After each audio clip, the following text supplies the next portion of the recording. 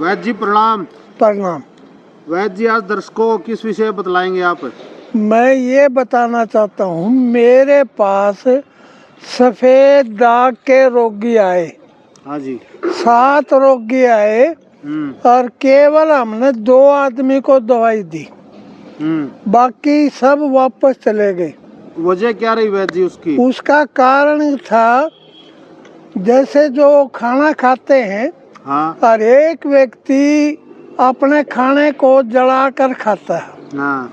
और किसी उन 7 आदमियों में से 2 आदमी ये कहा कि हम खाना बदल लेंगे। 100 डिग्री सेल्सियस पर खाना बनता है।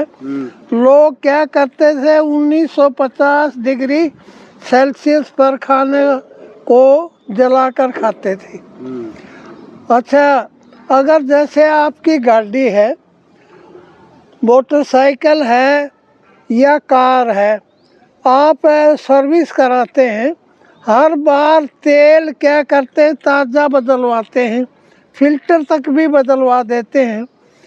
तो मेरे देश के अंदर सफ़ेद दाग एक ऐसा रोग बन गया है जो जल्दी से ठीक नहीं होता। और यहाँ तक भी गया तक लोग गए और वो ठीक नहीं हुए। अगर जला हुआ खाना खाओगे तो किस तरह से आप ठीक होगे? तो मेरी अपनी ये कामना है, अगर जो आदमी जिसकी बेटी को या बेटे को सफ़ेद दाग हो गया, वो सूती तो कपड़ा पहने और दूसरी बात साधारण खाना खाएं। उनमें से उनके माँ बाप थे, उनके सिर के बाल उड़े हुए थे और वो गंजे थे। और मैंने कहा कि ये गंजापन कैसे? क्या करते थे, गीजर का पानी सुबह सुबह करते थे, उसमें नहाते थे। या राड का अच्छी तरह से मैंने उनको दिखाया, भाई राड तुमने लगा दी और अब निकालते हो। तो मैं आपको बता रहा हूँ, टेस्ट पेन भी इसमें चस्ता है। लोगों ने बड़ी हैरानगी मानी। 2 आदमी को हमने दवाई दी जो हमारी शर्तों को पूरा करने के लिए तैयार है। अच्छा, दूसरी बात, रंगीन कपड़े पहने हुए थे और जो रोगी थे वो इस तरह से पैंट को क्या कर रहे थे, अच्छी तरह से यूं अपने पाँव दिखाए और पाँव के ऊपर सफ़ेद दाग थे। तो मैंने उन व्यक्तियों को दवाई दी जो अच्छी तरह से हमारे बातों को मानने के लिए तैयार थे। और दूसरी बात, जवान बच्चों को तो हमेशा ठंडे पानी से नहाना चाहिए और हीटर पर या गीजर का प्रयोग नहीं करना चाहिए। अगर वो करते हैं तो ये सफ़ेद दाग नहीं ठीक होते हैं।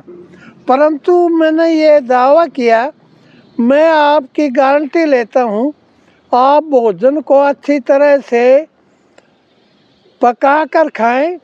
और दूसरी बात, हर एक व्यक्ति क्या को मैं बताता हूँ, चाहे कैंसर के रोगी हों या HIV के हों, उनको मैं कहता हूँ साबुत जीरा, धनिया, लहसुन, प्याज, अदरक, हल्दी, मिर्च, ये सारे के सारे भोजन में डाल कर खाओ और उसे तड़का लगा कर ना खाओ। अगर तड़का लगाओगे तो आपकी चमड़ी खराब होगी, खुश्की होगी, एलर्जी होगी और आपके यहाँ सफ़ेद दाग हो जाएंगे। तो इसलिए मैं कहता हूँ, जो खाना खाना है आपने बिल्कुल मसाले उसमें डालने हैं और अच्छी तरह से पकाने हैं। अच्छा, ये भी बता देता हूँ, कैंसर रोगी के लिए मैंने एक उदाहरण दिया था। क्या करते, घिया तोरी 1-1.5 महीने में ये लग भी जाती हैं, ख़त्म भी हो जाते हैं। मैं कहता हूँ सेब की सब्ज़ी बनाओ या पपीते की सब्ज़ी बनाओ और उसके बनाने के बाद अच्छी तरह से ये सब्ज़ी और तरी और जीरा, धनिया, लहसुन इत्यादि डालकर प्रयोग करते हो तो आपके रोगी को राहत मिलेगी और वो ठीक हो जाएगा। कभी भी जला हुआ भोजन खाओगे कोई भी बीमारी नहीं ठीक होगी, सफ़ेद दाग नहीं ठीक होगा, चमड़ी रोग नहीं ठीक होगा।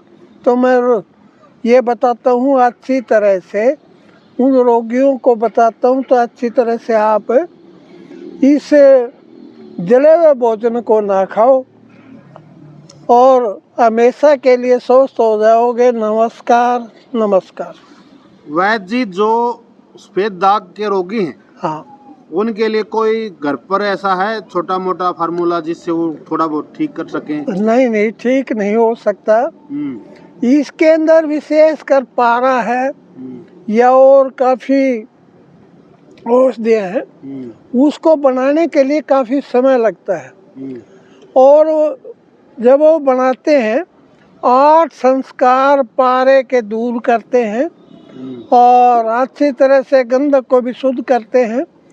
3-4 चीज़ें और हैं जिसमें एक आक है, मूल है, उसका भी हम प्रयोग करते हैं। अच्छा, सफेद दाग के जो रोगी होते हैं उनको किन किन चीजों का सावधानियां बरतनी चाहिए? उन्हें कभी भी खीर नहीं खानी चाहिए। अगर खा लेते हैं उसके साथ वो क्या करते हैं, दही का प्रयोग करते हैं। फिर आजकल मैं आज के नवयुवकों से प्रार्थना करता हूँ, वो मीठ खाकर दूध पीते हैं तो उनके लिए काफ़ी नुकसानदायक है। इससे बचने के लिए कभी भी मीठ नहीं खानी चाहिए या खीर के साथ दही नहीं खानी चाहिए, इससे बचा जा सकता है। बहुत अच्छा फार्मूला है। अच्छा, दूसरी बात वैद्य जी, जिस तरह कपड़े हैं जो सफेद दाग रोगी होते हैं, हाँ, उनको किस तरह के कपड़े धारण करने चाहिए? उनको सूती कपड़े और बैड कंडक्ट और गुड कंडक्ट का ध्यान रखना चाहिए। जो रंगीन कपड़े हैं वो क्या है, ऊष्मा को जल्दी सूखते हैं और अच्छी तरह से ठीक नहीं होते।